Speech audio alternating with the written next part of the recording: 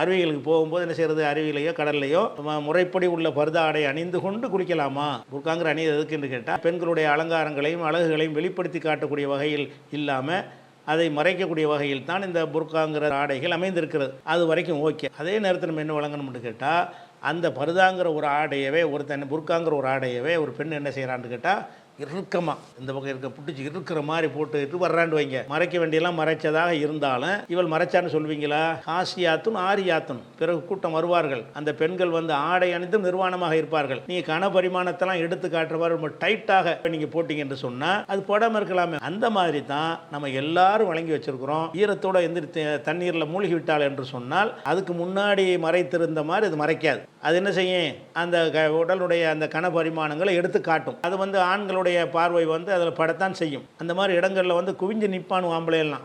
அதனால் இதை கவனிச்சு என்ன செய்யணும், நடந்து கொள்ள வேண்டும்.